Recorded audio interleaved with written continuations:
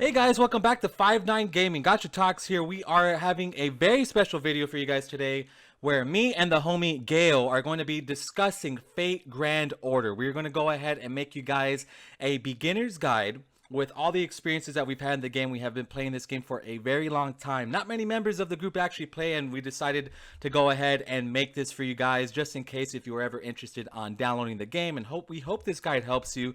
And how are you doing today, Gale? I'm doing fantastic, mate. Looking forward to talking about FGO. As mentioned, not a lot of people are in this group play FGO, so meeting Gacha Talks was great. But on top of that, just being able to talk about FGO on not my channel, but on another channel, and potentially spread the word of how well, not necessarily how good it is, how enjoyable FGO can be, is going to be exciting. Yes. There is a lot of enjoyable aspects to it. I know a lot of the memes is just, it's a waifu simulator, but really there's a lot more to this game, and we got a lot of great topics to go over. Starting with our first topic in this video, we're just going to kind of go over the story a bit briefly, talk about our thoughts and opinions. I talked to Gail about it. I don't really want to spoil the story for you guys because, again, Fate Grand Order is a huge story-driven game. That's what this game's all about. It's about the story, it's about the emotion, the action. There is so much going on with this story. You start, I mean, they've gone through so many different arcs already. Right now we are in the Lost Belt series. And Gale, how are you actually feeling about Lost Belt right now?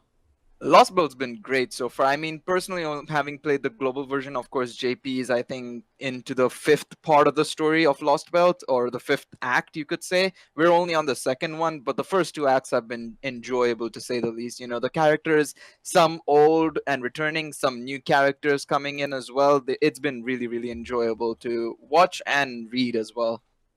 Yeah, and I always have such a good time playing through it because how Fate does it, I think the best way to explain it is that they make you fall in love with every character that comes on that screen. Every servant that comes out has an amazing backstory, has amazing character development, and just all around they really write these characters to be full of personality and full of love. Like you could tell, the creator has put so much time into these characters. Again, it's not just waifus, dude. Like they put a lot of time into this. There's a reason why we've spent so much money on this game.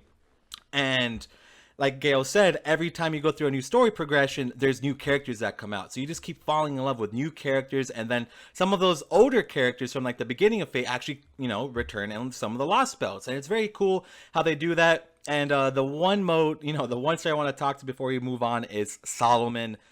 How did you feel about Solomon, man? I always gotta talk about that one. Yeah, no. I mean, I can feel that. I remember my first reaction because I only started well, I officially started the game like 2 to 3 years ago, but I only fully got into it about a year and a half ago, basically. But I remember last year, I think it was the end of 2019, I was trying to finish off Babylonia and Solomon so that I could do one of the events. And I got to Solomon, and I literally first thing I put into my FGO Discord channel was, this is like Avengers Endgame. What the what am I watching? What am I Yep, yep, actually yep, yep. reading? And being able to see what happened in that section of the story is immense, and I'm so looking forward to its anime adaptation, which is in production right now. I think should be coming out maybe next year, but yeah, it was so good to read, and just like it really is Avengers Endgame. Yeah, it really was, dude. It really was. And guys, you can't skip throughout the story just to get to Solomon. You have to read all of it because once you get there, it really is Adventures Endgame, and it's really cool. Because the thing is with the story of Fate, it's kind of like the Avengers in itself. You're seeing these pocket stories, and then it culminates into what is Solomon, basically. So it is, like Gotcha said, very imperative you go through each story from Act Zero to the eighth act, which is Solomon. Yep. Completely agree. Completely agree. Well, that's our, a lot of our thoughts on the story. Again, it's a very positive thing. If you guys ever decide to download this game, go through the story. I know this is, like a guide video, but we have to talk about story in this because, again, when we actually get into the farming and everything else, the game kind of falls off a little bit. But again, guys, the story is really worth it. And that's basically I do have a lot of positive feelings about this game. So let's go ahead and jump into now one of the core things in this game, which is, unfortunately, a lot of people aren't a big fan of it. because it does get a little boring. But farming, Gail, how do you feel about farming in the game? It's a mixed bag. Sometimes it's all right. It depends on the node and depends on like the drop rate, because some of it can be absolutely horrifyingly bad. Especially the gold mats, stuff like the hearts, and something like the stuff like that can be really bad. And then some items, while their drop rates are good, you need like 200 of them, which takes a huge amount of time. Like, for example, Ereshkigal Gull requires like 214 stakes effectively to level all her skills to level 10. Yeah, It's not terrible initially, but then as you progress and you're trying to max out your units in terms of their skills, ascending wise, it's not terrible as long as you get the monuments. But when it comes to leveling skills, it can be really, really painful. Not only match wise, but also the amount of money, or QP, which is the in-game currency for your not your gacha currency, but your coin currency effectively. It becomes really, really draining. So it's a bit of a long haul. Farming isn't necessarily the best. Obviously, there are ways to alleviate it, which we will come on to in a second with events. yes. But yeah, generally, if you're farming through normal like daily quests and like general story, free quests, it can be daunting.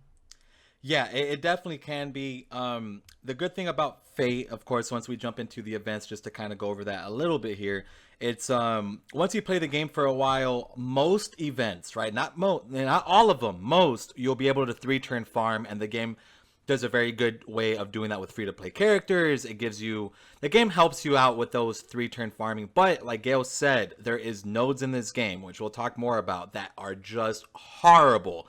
That will take you 7 to 8 turns with the worst drop rates in the game. So Gail's right about that one. He's definitely right.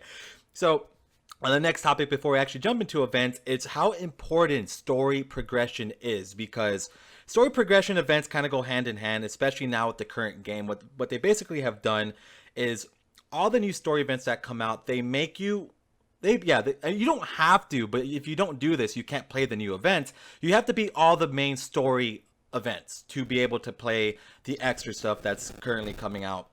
And I necessarily don't hate that idea, because it does give you, I mean, they do give you a lot of time. For one, I don't think they ever, rush you. I don't think I've ever seen an event where it's like they drop Lost Belt 4 and then like a week later you have to have it completed, because they know how long it takes, especially for free to play players. So they do give you time for the story progressions. But again, if you're starting now, I think both of us could both agree, just forget about events, fly through that story, use 3 and 4 star characters, and just get the story done. How do you feel about the story progression, Gail? I think it's fair. Like, I know sometimes they make you so that you can do the event, like they only require you to complete the first one. But nowadays, like God just said, especially with the current event going on global at the time of recording, only land requires you to finish the latest chapter of the story. So I can see it being a good thing and a bad thing, like Gacha said. But the best part about it is, again, it's not required. Nothing in the event is astounding, at least as a starting player. If you're a beginning player, you don't need much of what is in the event. Sometimes you do, like some of it can be really, really handy, especially like I mentioned, earlier on. Mats is so much easier to get via events, because you can buy them with the gacha, the event currency, sorry, and you can just farm certain nodes continuously, and they have arguably better drop rates than story. But yeah, like Gacha said, I would say storm through that story. Make sure you complete, at least finish off the first part, which is part 1 of the story, and and then maybe once you're done, go to Lost Belt immediately. Pseudo singularities can be skipped, which is like the in between chapter of part 1 and part 2. It's called part 1.5 effectively. I'd say skip pseudo singularities. You can worry about them later. Once you're done with part 1, once you're done with Solomon, jump straight to Lost Belt. Get Lost Belt done, because that's what you'll need for events. So, now we've talked about story progression and the farming of the game. Let's talk about the actual events to give you guys a brief explanation on the different types of events. We do get story-driven events like Gail mentioned. We have the Oni Land. We do have a Christmas event coming up. Maybe if you guys enjoyed this video, we could do some farming in that. Ereshkigal will be coming with that one, which is actually my favorite gal in the game. So you could do experience farming, and you could do map farming with the stages. There's like, yeah, basically, we'll show it on screen. It's a bit easier to show, but every day they have different events. They have, again, it's experience, you have items, and then you also get in-game currency, which not in-game currency. Damn, dude, it's QP, coin currency. yeah, coin care. And it, by the way, do these because you will be running out of money almost every day if you're doing links. So Yeah. yeah, Like I pretty said bad. earlier on, once the ascension part isn't the more harmful part, it's when you get into leveling up your skill levels. So for each character there's 3 skill levels basically, or 3 skills effectively. They have skill 1, skill 2, skill 3. In order to it goes from 1 to 10, and it goes in increasing levels of like currency you require. I think at the end you start requiring like around 50 million to 90 million. I think, I'm not sure on the exact amount off the top of my head. To be honest, I just It's click it. I about think it nine. might It's be about actually, 19 million. yeah, it gets really really expensive towards the end. And to be honest, yeah, it's really really hefty. So you have to QP farm quite regularly, especially Almost if every day. if you have like a lot of units to use, and units to level up. Thankfully, I don't use that many. I've got quite a little amount, but also I have to farm mats before I can level their skills. So it's a mixture of balancing, QP farming and mat farming effectively, especially once you're done, leveling up all your units to 90 out of 90 or 80 out of 80. The next topic I have here is actually free to play characters, and if the game's free to play friendly. Because so many people always have that misunderstanding, like, oh, you need to spend thousands and thousands of dollars to play Fate Grand Order. You really don't. My boy Gale here is actually a perfect example. He doesn't do that because the game gives you so many free characters. You could get free characters from the friend summon. You could get free characters from the event. You get free characters from completing different stories. Even Mash is like the first character that you get. She's still great. How do you feel about the free to play friendliness in this game, Gail? I think it's great. I mean, like mentioned, you don't need to summon whatsoever. Honestly, you can clear the game with just free-to-play characters if you really want to. It does become a bit more difficult as you approach the Lost Belts, but even then, like with the Lost Belts, you can easily do it with like 4-star characters. Like, I think one technique to beat one of the 4-star bosses, which is arguably one of the harder bosses in Lost Belt or in general the game at this moment in time, is Tomoe. You just use 4-star Tomoe and you can easily clear it. Like, you don't necessarily need 5 stars whatsoever. Like mentioned, Mash as a starting character is probably something that'll carry you through at least 80% of the story, if not more. Like, she will completely carry you through that, to be honest. Like, she's not a hard hitting unit, but her skills are set in a way where she will help you stall out a fight for long periods of time, which will allow your maybe weaker units, maybe 3-star, 4-star, maybe even the 1-star and 2-star units from the friend summons, you to just clear the waves of enemies that you're facing in story. So definitely, you don't necessarily need to summon 4 or 5 stars unless they're your specific waifus, or you really want to enjoy this gameplay perspective that some people portray with the 3-turn farming and stuff like that. But yeah, it's just you're not required to summon at all. Moving on to the CE portion, which I wanted to discuss with you. So CEs in the game are basically, I don't want to say, I don't know if this is a good example, but like for my Dokkan players, I guess it's kind of like equipment. What do you think, Gail? Is that like a It's good way of kind putting it's it? kind of it's kind of like gold equips, Yeah, because the there we go. more it's more like they give you effective bonuses in terms of increasing the effectiveness of some of what your cards do. They charge up your NP gauge, which is like charging your ultimate skill basically, or kind of like charging up your Dokkan meter, kind of, for your Dokkan mode, Yeah, yeah. sort of, quote unquote. It's kind of hard to judge it like that.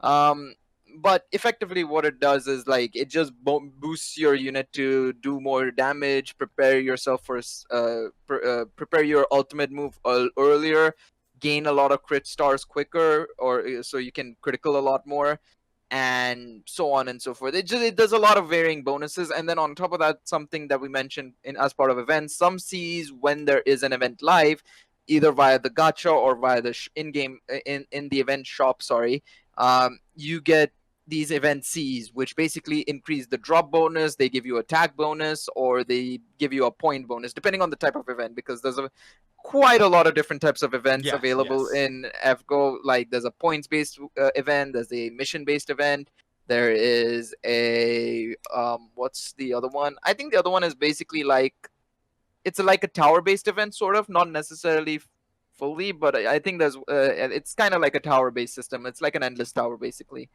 And then there's the lottery box events, which is probably the best Oh, type of events. those are the best ones, Those hands are the best down. ones. I highly recommend that you, those of you who are interested in joining the game, do those sort of events, because those are easy way to get mats and QP and stuff like that.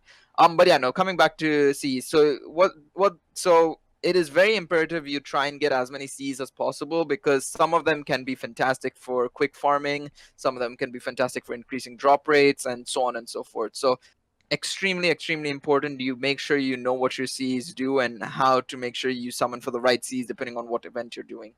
Yep. Like Gail mentioned, just for an example, Kale Scopes is probably the most important one to have because it makes your 3-turn farming so much easier. That's just a really good one that I think everybody uses for the most part. Yeah, I just want to bring up. Then you also, by the way, guys, there is a kind of like a friendship system in Fate Grand Order where if you max out your bond with a servant, you actually get a special CE. So, give you guys an example.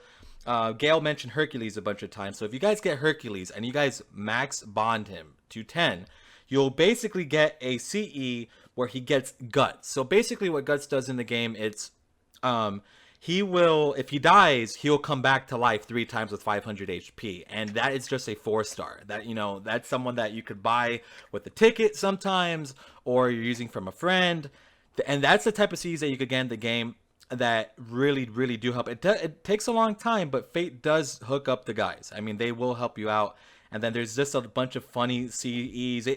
Cs are great. Max them out. Always work on those. They're great. I mean, a lot of them you could get for free. They help with events.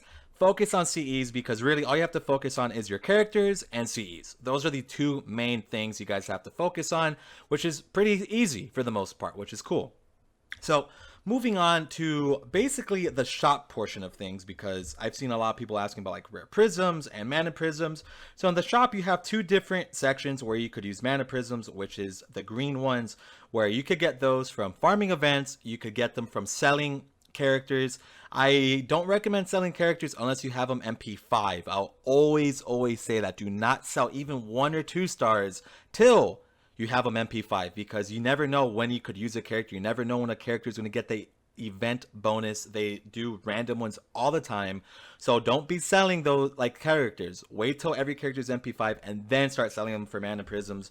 But you'll be getting mana prisms from logins, from a lot of events. You don't really have to worry about that. And now rare prisms, this is more of, I guess, the whale version. You only get these by selling 4 and 5 stars. I forgot how much. Do you recall how many you get for selling a 5-star? I think it's 5 for a I think it's 5, 5-star. right? Yeah. Yep. Okay. Cool. Yeah. It's 1 for a 4-star and 5 for a 5-star. Yeah. Cool. And then the CEs in here are pretty cool. Like if you missed events in the past, they'll typically throw them in here and you could grab it. There's costumes, a whole bunch of different things. And it's pretty cool. They put in CEs that if you've missed that, right now they have the Da Vinci one up, which is a really good one. It's just they just give you all sorts of things to do with the shop stuff. And then we do have a separate video coming out, so make sure to give this video tons of love, because we will be going over another one, going more into the currency, into banners and stuff like that. This is more of just a progression, story, farming, what to do as a player, and then we will be coming up with a complete and very well thought out guide for you guys for summoning and stuff like that. Did you have any closing statements about the shop or prisms that you'd like to go over, Gil? No, for mana prisms, I would recommend making sure you go after pretty much like the tickets, the EXP cards more than anything else. Yep. And in terms of the Red Prism shop, I'd say hold on to them for now. Obviously there are changes coming to the shop. They do come in, I think, the next anniversary, if I'm not mistaken, on global at least. I'm pretty sure it was applied on JP recently as well, and as their I think second to last anniversary. So very important. I'd say hold on to them if you have any, or if you do get any. As mentioned, I wouldn't recommend it unless they're NP5 out of 5, or you just plain out don't like that character and don't want to use them, which is also fair. I wouldn't put it past you. I've done that myself. But obviously 5 stars I'd recommend keeping all of them. 4 stars I understand if you want to throw some of them away. So yeah, that's my thoughts on the Mana Prism and Rare Prism shops. Highly recommend you make sure you can stock up on Mana Prisms, especially because it resets every month. And I mean, it's free summoning tickets. Well, you can't complain about that, Yeah, get the summoning tickets. That is so important. I mean, it really is. I've pulled 5 stars from tickets. A lot of people have. Get those tickets up.